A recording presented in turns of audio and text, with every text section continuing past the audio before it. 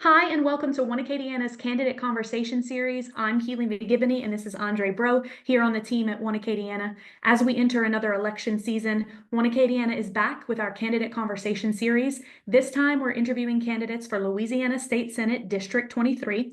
This is a special election called to fill the Senate seat vacated by Jean-Paul Cousin, who was recently elected to the Louisiana Public Service Commission. We want voters in our region to get to know the candidates through these video interviews. That's right. And for today's chat, we're joined by one of the three candidates, Broussard City Councilman Jesse Regan. Jesse, thank you for joining us today. Good morning. Thank you for having me. Pleasure to be here. Let's start with just the basics. Tell us a little bit about yourself and your background in the community. Sure. So I was raised right here in Acadiana, went to the Ove Como High. I've been married to my beautiful wife, Kyla, for 20 years now. We're raising our three teenage boys, so there's never a dull moment in the household, as you can imagine. I really started out my journey in civic duty. About 15 years ago, I got involved with the Broussard Chamber of Commerce. I've held chairmanships on the Broussard Chamber of Commerce, the Broussard Economic Development Corporation, the Broussard Civil Service Board, the Leukemia and Lymphoma Society, and I'm the current chair of the Lafayette Industrial Development Board. And it's those years of service that really brought me to seek public office. And about 6 years ago, I became a Broussard City Councilman. Wonderful. Thank you for sharing that. And to segue from your last comment, is there anything else you can speak to on what inspired the run for state senate? Well, it's simple. I entered into public service to affect change, and we've truly affected change in Broussard. I mean, if you've been in Broussard lately, you can see that we've really brought true conservative, proactive leadership to that city. I mean, we do what local government should do with a focus on infrastructure, roads, drainage, sewer, water, as well as essential services, fire and police protection. But we've also shown what happens when government gets out of the way and success happens. Our Economic Development Board has 7 certified sites, and we have 2 in the pipeline. We have the most in the parish. And one of those certified sites was able to land Safe Source Direct, which is a $200 million investment, 1,500 plus jobs. And it's really a crucial service that they're providing to us with PPE for the medical field as well as industrial applications.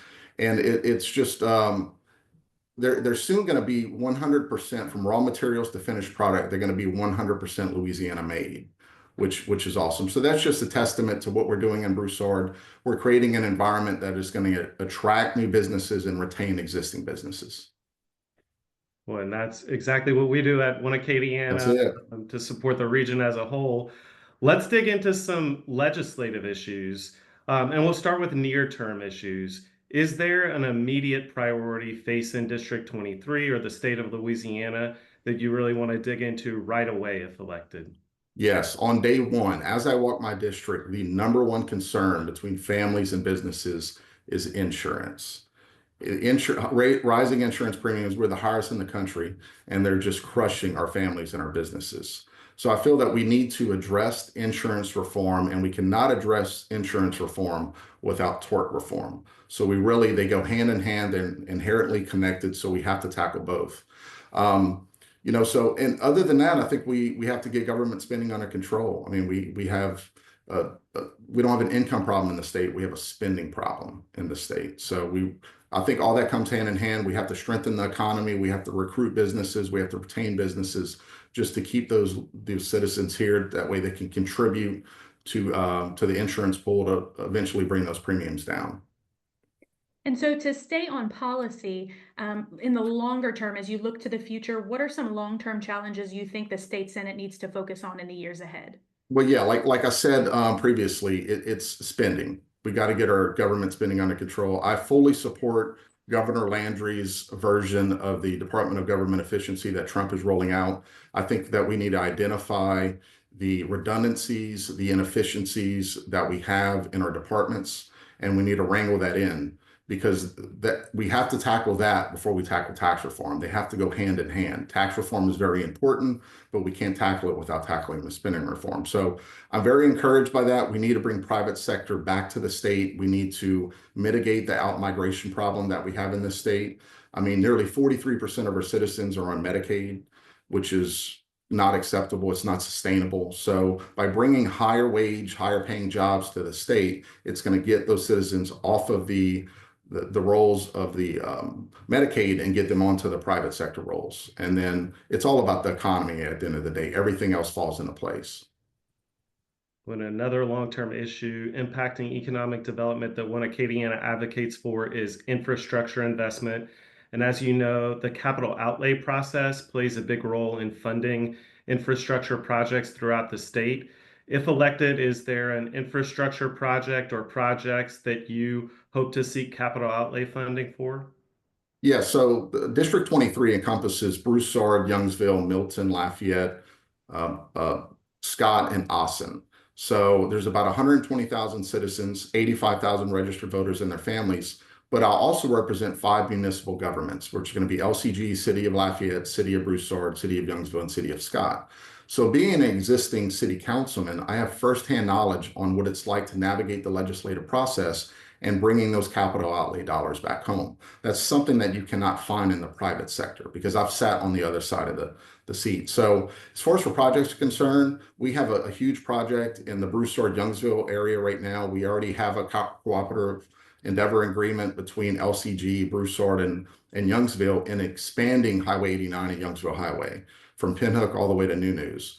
Broussard is fortunate that we have many arteries that come into Broussard, such as Highway 90, Albertson Parkway, and Ambassador Caffrey, but Youngsville isn't as fortunate. They're kind of landlocked. So we really need to open up that artery. So I'm definitely going to make sure we already have capital outlay dollars dedicated to it, but I'm going to make sure that that project is all the way through fruition.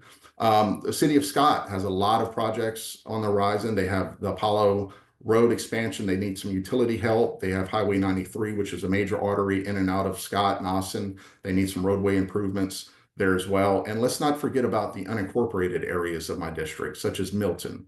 Milton doesn't have a local representation other than Mr. John Gilbo on LCG, but they have a Homewood detention pond that was started years ago that is just a big hole in the ground and it needs to be finished. So I'm going to be sure that project comes to fruition as well and not forget about the unincorporated areas of our parish. Well, thank you for sharing more on the issues, more on infrastructure. We want to turn it back to you. What do you want to tell voters in District 23? Why should they elect you to the state Senate? At the end of the day, I'm a small business owner. I've been a small business owner here in Acadiana for the last 20 years to specialize in finance, hospitality, and real estate development. So it's a diverse portfolio, but none of those businesses that I own can be influenced by special interests. So it's time that we put the interests of the people first instead of the special interest, because special interest in the status quo has not done this state well for the last 50 to 70 years. So at the end of the day, you know, I'm raising my 3 children here, and ultimately we'd like to create opportunities to where my children don't have to leave and find opportunities elsewhere, go across an imaginary state line to find opportunity and prosperity. So as your next senator, you know, I won't forget where I came from and who sent me there and what I'm fighting for. And I know that a lot of candidates will come on and make promises that they can keep or won't keep, but I can promise you this, that I will always be a public servant above a bureaucrat. I will always be a statesman above a politician, and I promise that my conservative values will never be lost on the altar of conformity. Well, thank you again, Councilman Regan. We really appreciate your time today to help the community get to know you. One last question for you. How can voters further engage with you and get more information about your campaign?